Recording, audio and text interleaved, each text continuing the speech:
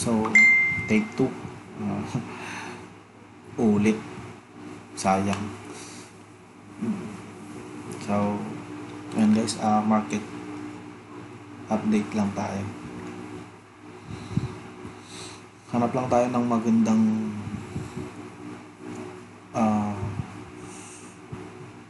hanap tayo ng may magandang opportunity na tumaas pa. So kita natin ngayon guys, ang mga alts natin nagsisitaasan. So baka meron nga tayong bull run.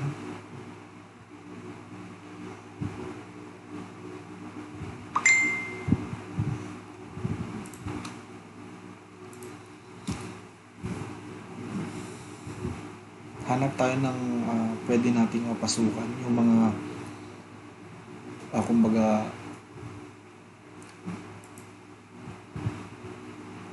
mga potential coin. Itong si CRV, siguro pag nag-breakout siya dyan, ganito lang naman guys, flat lang tayo ng support and resistance. So actually kay CRV na shake out ako dito, may entry ako dito ngayon nakaraan, kaso nag-close ako kanina kasi na shake out ako. Anyway, bawi naman tayo sa ibang mga position natin.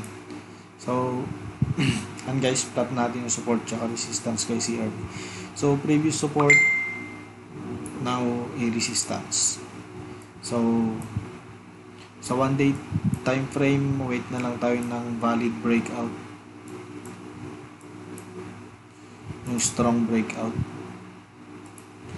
para ma-confirm yung bias natin. Ang market dito kay CRV guys, kung nasa spot kayo,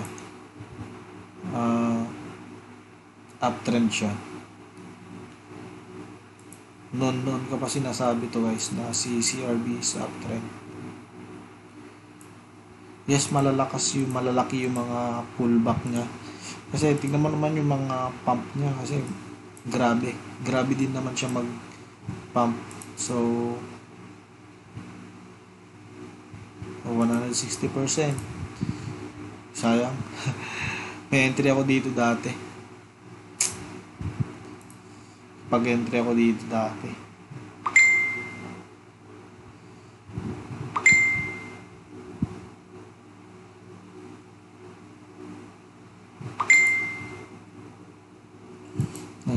%, sana. Sayang. Pero anyway, gain pa rin naman tayo dun sa time din. So eto guys, medyo sa 1 day time frame ni CRV, nag-create siya ngayon ng pin bar. Hopefully makapag-breakout siya dito.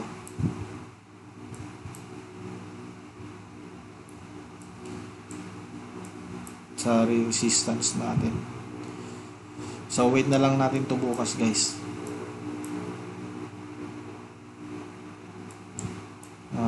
Date today, November 21, 2020. So check natin bukas, November 22, kung makapag-breakout tong si CRV para mag-re-entry ulit tayo. Medyo na sa 4 hour time frame kasi nagpakita siya ng breakout. So I'm expecting na magtutuloy-tuloy sa siya. Ayan, makikita nyo yung breakout dito. Nagbay ako dito nung pagka-close.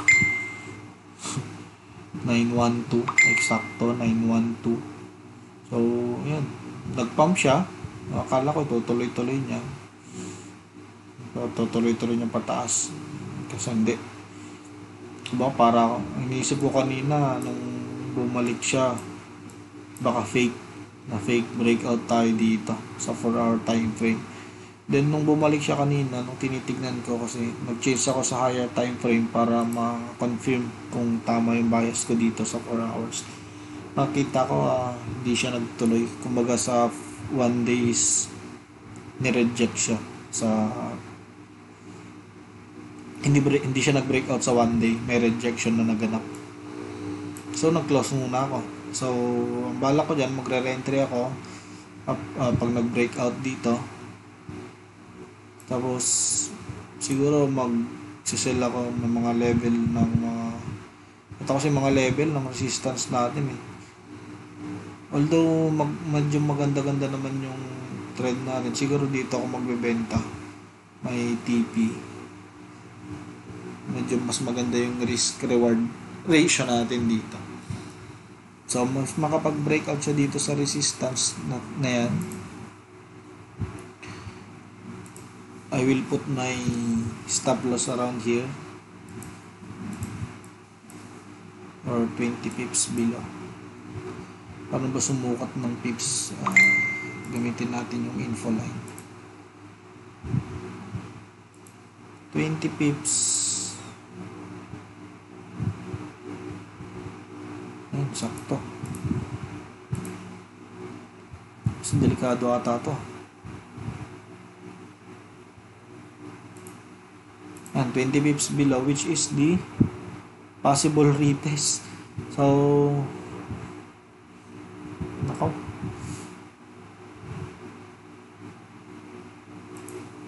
Baka kasi i-retest niya. Pero pag nag-breakout naman yan, siguro hindi na siya i-retest tong area na to kasi nagkaroon na siya ng breakout. So, ayan. Yan na yung stop loss natin, guys. If mag-breakout tong kung magkaroon ng solid breakout tong CRV. Yan lang sa 1 day TF, sa 1 day time frame. So magiging target, I will set my target around this area.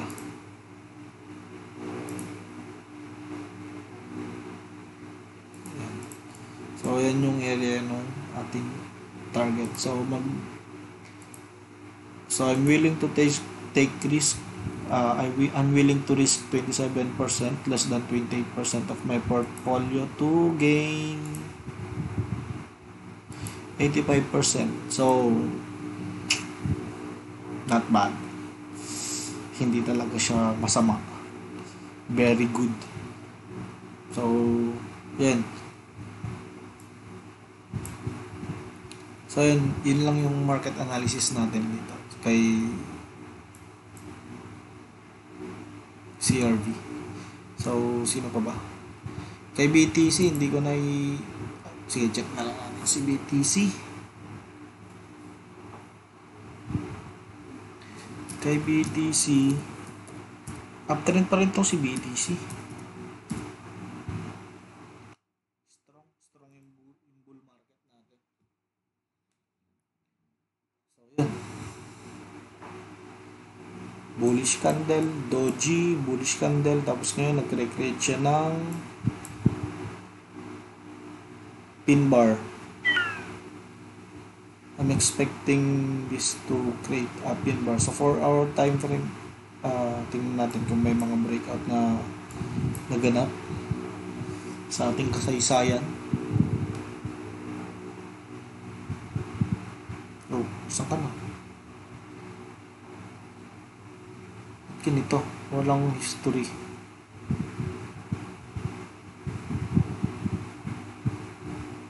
Why? Bakit? So, yun, wala tayong makitang past history ni BTC.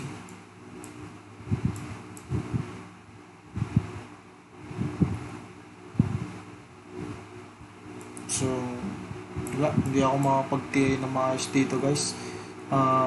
Bullish pa rin si BTC. So as long as nag-hold yung line natin dito, itong kulay red, MA20, bullish pa rin yan. If magkaroon man siguro ng breakout dyan, tapos ma-hold dito na MA50, possible retracement lang siguro muna. So if magpo-pullback man siguro hanggang MA100 kasi sobrang strong na sobrang mataas na yung inabot ni BTC. Yung mga ibang trader dyan, naghahanap na sila ng entry ng short pero to short the market, pero para sa akin it's not an advisable strategy kasi kung nasa bull run tayo tapos So short mo yung ika-counter trend mo. Sa akin kasi hindi siya effective. Para sa akin lang guys, hindi effective yung counter trend kasi mahirap, risky. Parang risky masyado yung counter trend. Ah, sinubukan ko naman mag counter trend kaso talagang hindi siya effective sa akin. So kayo guys, kung gusto nyo try nyo kung effective sa inyo, good, maganda. Pero sa akin hindi siya effective. Hindi talaga. So ayun guys, hanap tayo ng possible na yung may mga good, yung mga may potential na market. Sino ba pwede nating hanapin? Pinag-uusapan si XRP na naging halimaw.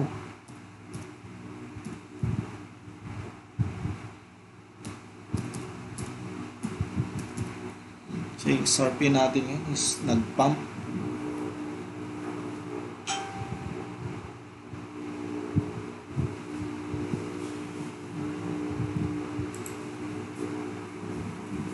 Wait lang guys. Yan. Oh. Solid. Ganda. So ayan guys, yung market natin. XRP. Still bullish. Kita nyo na. Kaya pala. Ito guys, may share ako ng counting tips para sa pagbasa ng market structure natin. Ang haba pala ng consolidation area ni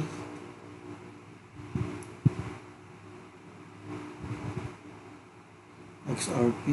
Ang haba ng consolidation area niya pala.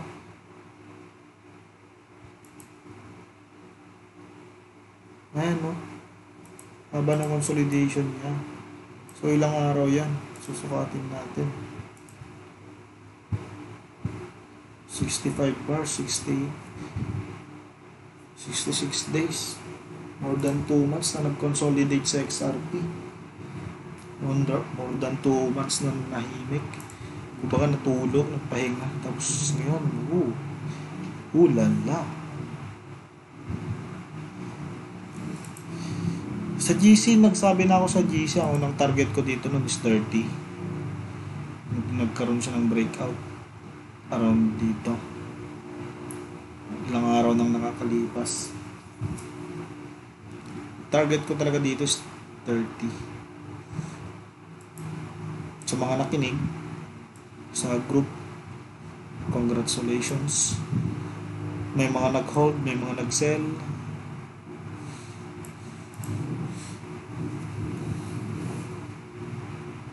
May breakout din pala siya sa resistance. Ang ganda ng breakout niya sa resistance, hindi siya strong yung resistance, ay yung breakout. Tapos may volume kasi yung breakout niya, tapos hindi pa. Gandang entry dito sana. Hindi ko to nakita, sayang. Bali bumili ako kanina Ethereum. November 21, bumili ako ng Ethereum. Kasi kanina nag-pump na to eh. Ayokong abulin yung market. So, ayan. Congrats sa mga nag-gain. Sa mga kumita. Kay XRP, congrats. So, parang sasabi na, sleeping tiger daw. Si XRP. And ngayon nga, nagising siya, nagwala. Nagwala raw si XRP ngayon. So, ayan, congrats. Strong ni XRP. Grabe. Ang lakas. So, sino pa ba? XBS. Pinag-uusapan, XBS. Check natin si XBS.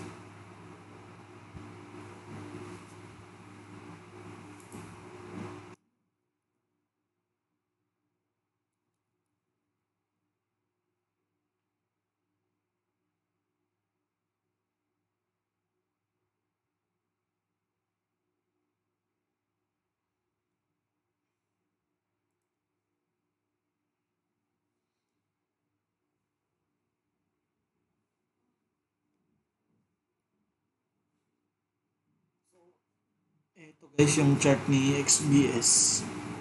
Undecided yung daily chart niya nung unang yung listing date niya. Parang nasa spinning top ata tawag dyan. So ngayon sa daily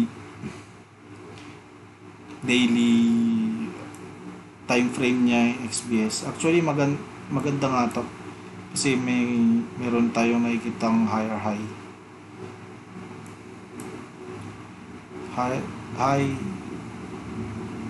ano ba to? Low, kumbaga ito yung support. Punta siya sa support.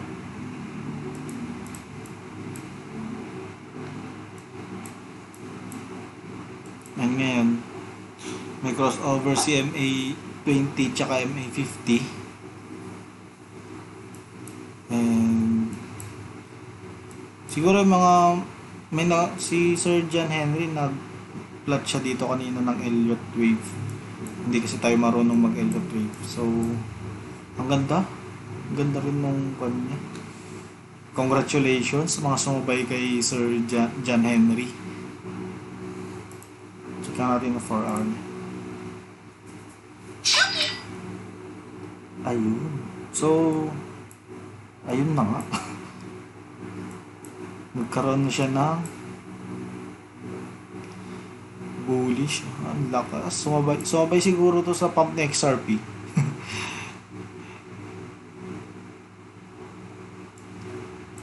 Yun. Nakikita ko na yung nakita ni Sir John Henry dito. Na possible. So, I think kay Sir John Henry dun sa Elliott wave niya. Hindi ko to napansin kanina. Kaya sabi ko dun sa isang nag-PM sa akin, wala pa akong valid na reason para mag-entry. So, ayun pala yung nakita ni Sir John Henry kanina. Isang may flat ata tawag dito. Flat correction. So, galing. Kaya nainganyan ako dito sa Elliott wave na to eh. Gusto ko talagang matutunan to, ma-master. Magaling. Ang galing. So, siguro ako dito, hindi ko muna siya kakabulin. So, mga gustong mag-entry, kasi masyado siyang mataas para sa 4 hour time frame. Kung mag-abol ako dito, magiging TP ko lang kasi is eto, si 4.4, and hindi na advisable yung risk reward. Hindi na pasok sa trading plan ko yung risk. Hindi ko afford. So siguro magkukuha na lang ako dito, paplot ako ng area ng resistance. Pag nag-break siya dyan, may strong confirmation ng breakout, or pumasok yung candle dito tapos may confirmation ng strong bull or buyers na pumapasok, I'm going to entry. I'm going to make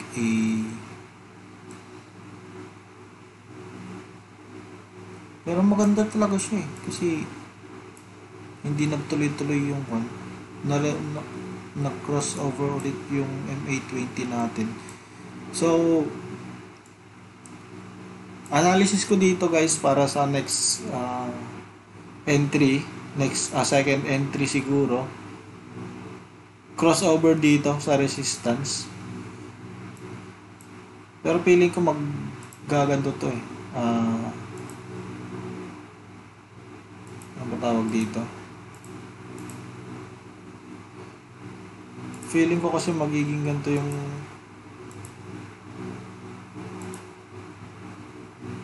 itsura niyan eh.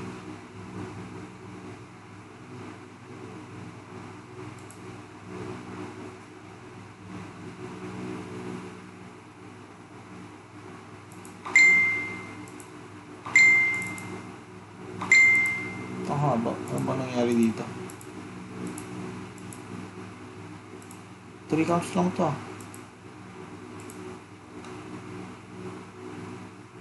So, parang ganito.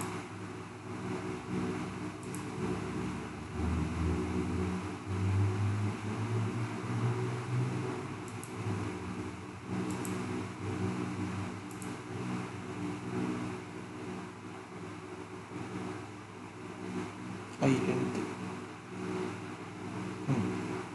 Yan. Uy.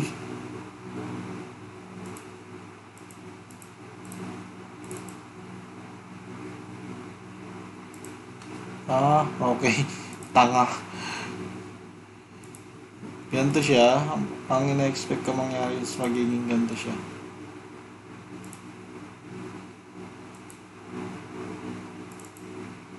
Yun. Nakuha ko din. So, magiging wave 1 to. So baka mas mataas to.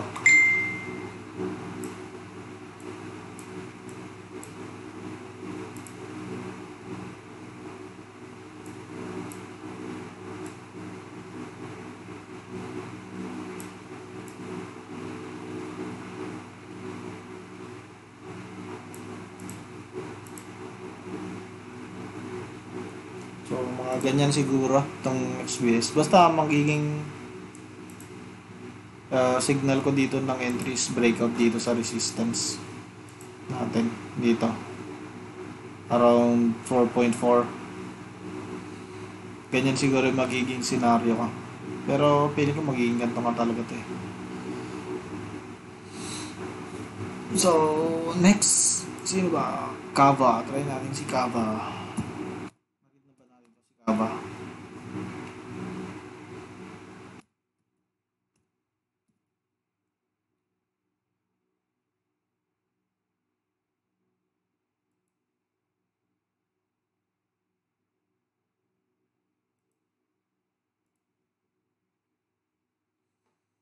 So ayan, kay Kava tayo ngayon. Ay, ito guys. Para sa mga gustong mag-entry para bukas, maganda to. Anong oras na ba? 8 a.m. 12, 1, 2, 3, 4. Bali, maghihintay pa tayo ng dalawang candlestick para ma-confirm yung breakout sa daily.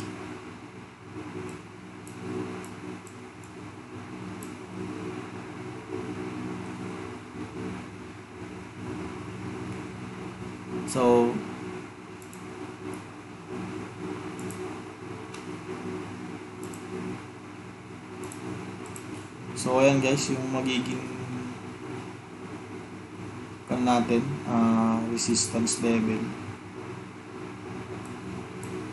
Kung mapapansin natin, ito yung naging tsura ng market. Ito sana maganda to kung nag-breakout siya dyan.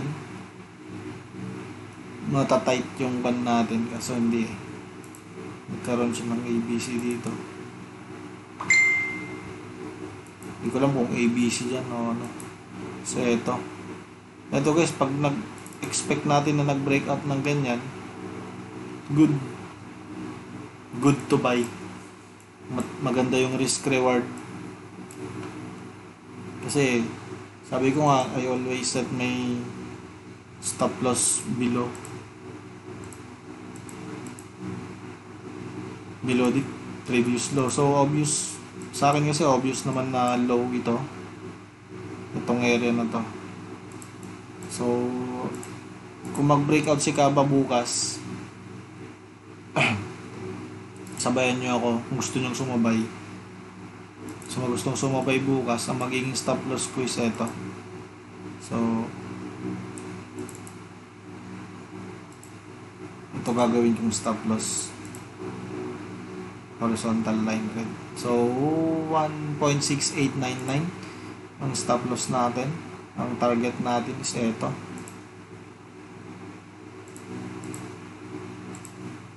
Target price natin is yan, si 2.4788. So tignan natin kung maganda-ganda yung reward, mag-entry tayo. So I'm risking a 15% of my portfolio to gain 23%. So, okay na din. Siguro leverage ako dito ng mga 10 or 5. Masakit. Or sa spot na lang siguro ako dito. Kasi may potential naman tong coin na mag-breakout sa bagay. Pero hindi ako mag-take. Hindi ko unahan yung market.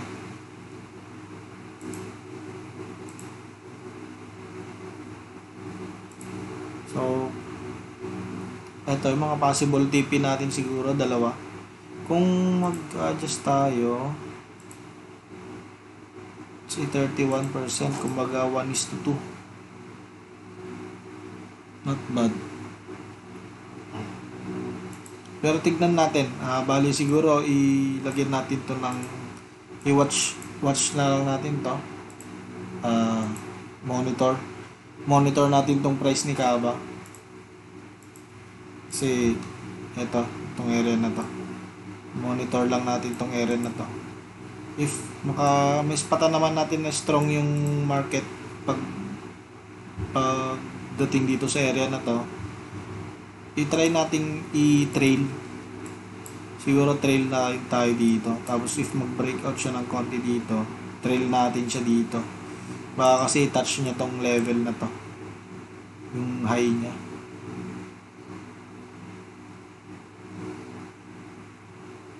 Pero positive ako, itatouch niya to. Ito yung pinaka TP 2.6. So yan guys, ang TP natin siguro 2.6. Watch out na lang dito sa level na to, na possible na may mangyaring rejection. Possibility lang naman guys, hindi naman natin ina-assure na mare-reject or lahat naman sa market, lahat ng mga analysis is hindi 100% accurate. Sabi ko nga sa last video na ginawa natin. So ayun guys, add nyo sa watchlist nyo si Kaba. Kung risk taker kayo, gawin yung ginawa ko sa CRB. Nag-breakout si 4 hour pero si 1 day hindi. So, malamang sa malamang, ma-fake out din tayo. Kung gusto nyo ma-fake out, try nyo. Pero, mas magandang confirmation dito sa 1 day, guys. 1 day. Pag nag-breakout sa 1 day itong si Kaba, good. I'm willing to take risk. So, magta-take risk ako dito. So, I'm willing to take a risk. So, yan. Yan, kay Kaba, guys. Sino pa ba?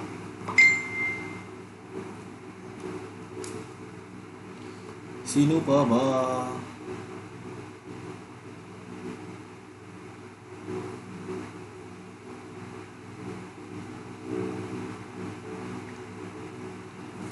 Saglit lang guys, hanap tayo.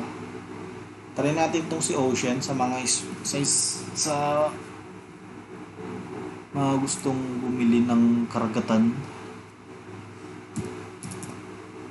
Baka maganda-ganda yung chart nitong si Ocean. Kasi parang I think last week nag-perform ito ng symmetrical. Check lang natin guys. Parang natatandaan ko, chinek ko na to last week parang symmetrical siya. So mo nakita yung symmetrical na yun. So siguro sa 1 day TF maganda to. Therbus box natin sa 1 day TF. So yan, malayo-layo pa yung kwan natin sa 1 day TF. Sa 4 hour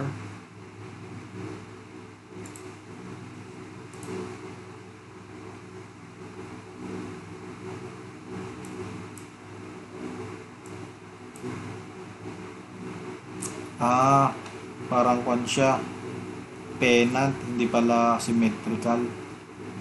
Ano ba to? Bullish pennant.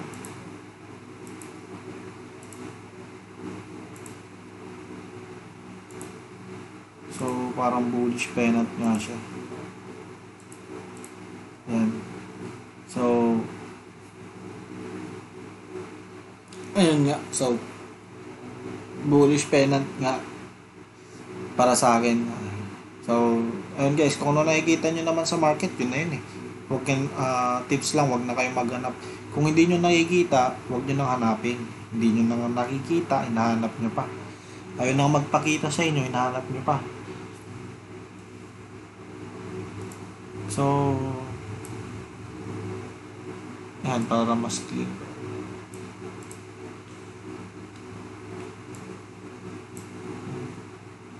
Try natin tong point to point niya. Mga week. So, siguro pwede natin tong gawin ganito kasi hindi pa naman tapos yung candle nito. Itong isang wave na to, baka pwede niyang i-touch yan. Touch. So, ayun guys, parang pennant nga siya, bullish pennant. So, entry, lagyan natin to ng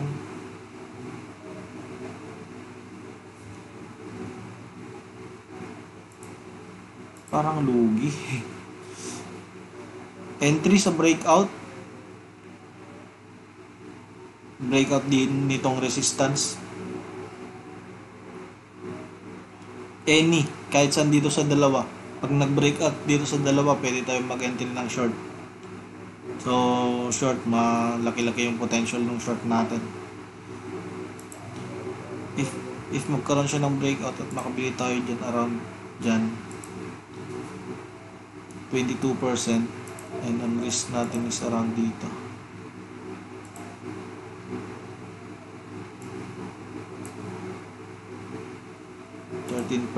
So, not bad if magbe-break siya sa support. Kaso,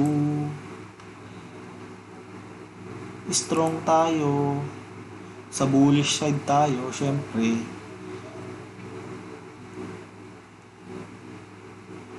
Ano bang gagawin natin? Ayan. So, possible first TP natin, itong si 62.62. Tapos, if mag-break dyan, pwede natin computin.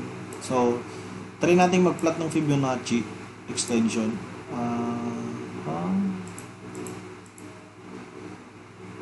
Ito, para masukat natin yung possible na i-TP natin.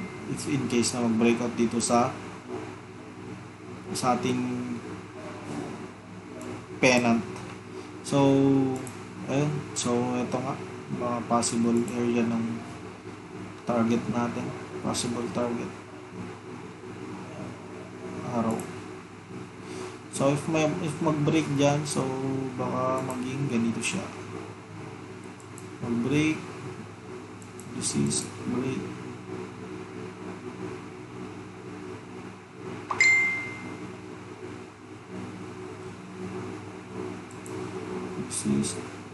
Ay, nangyari.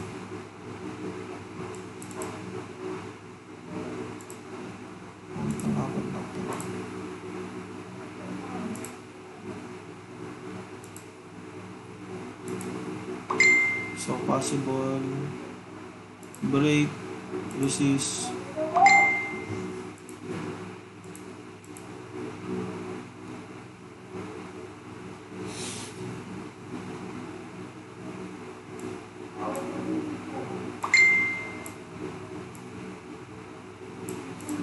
Maging possible ganyan yung magiging scenario yan eh.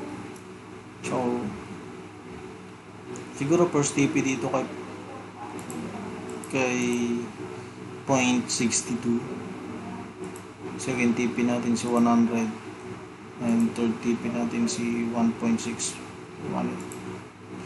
So, ayan guys yung mga possible na target price natin kay Ocean if mag-break.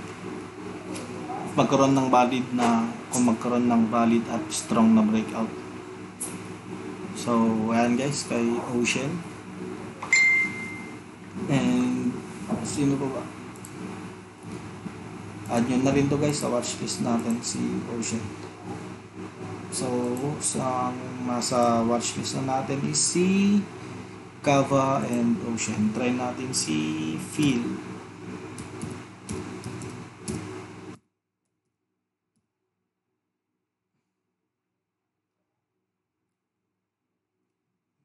Makatalo tayo guys. Okay na.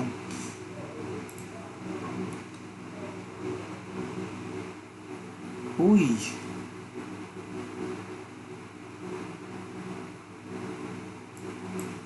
Parang maganda tong si Phil. Actually, minomonitor ko tong nakaraan. Good to buy na pala guys. Good to buy na kay Phil. So, maganda na. Good.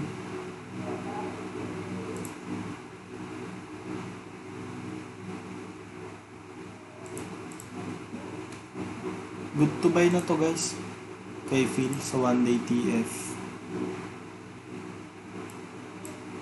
Ayun. Na-miss ko ata ito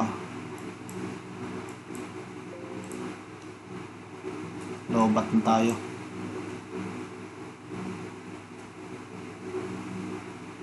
Ayun. Good. Check natin si 4MA. A visual bring to front. So, settings.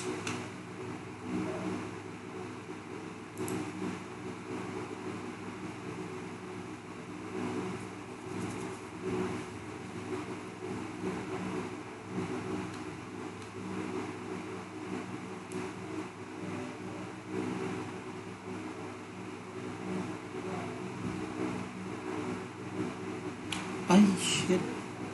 Kaya pala. Mali yung settings ko. Sorry. Change natin yung MA natin.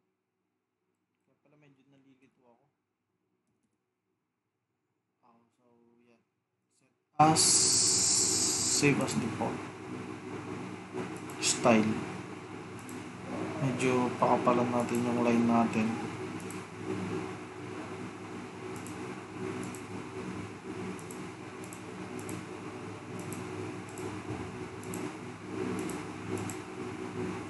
So, save as default. So, ayan.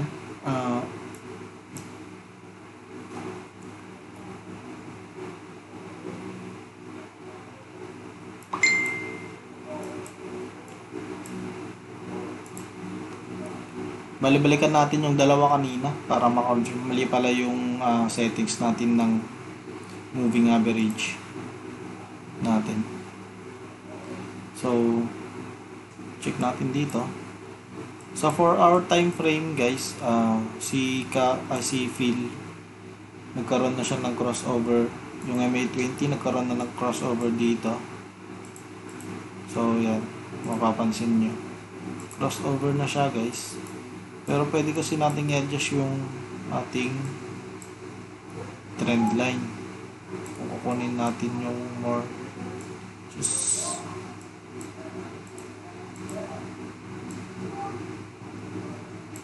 so yan. Sa 4-hour time frame kasi guys, nagkaroon na siya ng breakout. So bali dito kasi meron tayo dito breakout and ni-reject, bumalik. Check natin sa 1 day para strong yung confirmation natin. Confirm natin ng maayos. So, ayan guys. Bali, hindi pa siya good to buy. Pero wait natin mag-close tong candle na to. Tong daily. If magkaroon ng breakout dyan, valid na siguro to. Medyo mataas na yung volume. Or kung hindi man siguro, mag-consolidate lang to ng mga ilang araw or mga ilang oras or isang araw siguro pag nag-consolidate to. Pero sa 4 hour kasi medyo para matataas na yung ating mga malalakas na yung nagkakaroon na tayo ng signal na matataas na yung volume. So Parang bumubuelo na siya. So, yan. Add nyo na lang to guys sa watchlist nyo. Maghanap na lang rin kayo ng mga breakout dun sa mga, mag-plot kayo ng mga resistance, mga major resistance sa one day, especially sa one day. Try natin lagyan ng resistance level dito para maging target at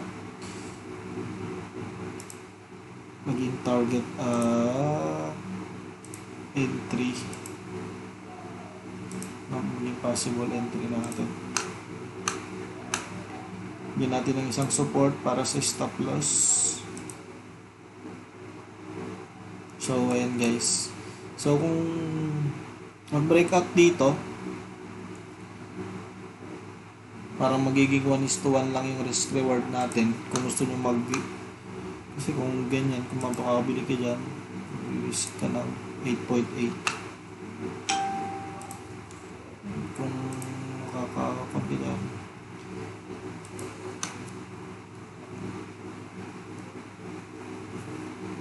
it's a 12%, 13%.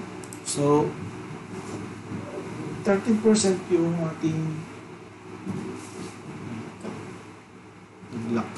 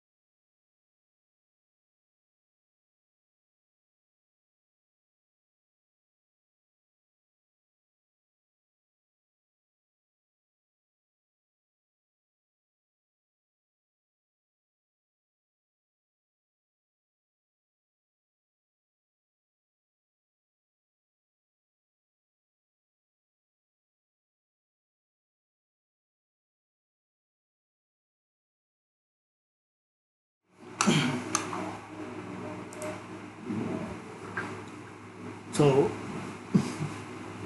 ayun na nga guys, pasensya na. Nag kinailangan nating mag-charge. So, yan. Yan si Phil. I-add nyo na rin po sa watchlist nyo. If mag-close to dito, ang magiging target natin is ito. Rules po nung ating, gamitin natin yung rules ng mga triangle natin. Kung gaano kataas yung height nung kung gaano kataas yung height ng triangle, yun din yung magiging target natin. So, siguro dito tayo mag-TP para mas accurate. Yan. Kasi mas maraming touch. Or pwede rin dito. Baba natin konti. Yan. So, if mag-break, may TP tayo na 35 and mag-set tayo ng loss around below 27.15 watt. So, ayan yung mga analysis natin sa market, using market structure loan tsaka support and resistance. Add nyo lang po sa watchlist nyo guys. Mag-add na lang po kayo ng mga indicators para ma-prove or magkaroon kayo ng additional na proof para maging strong yung bias ninyo guys. So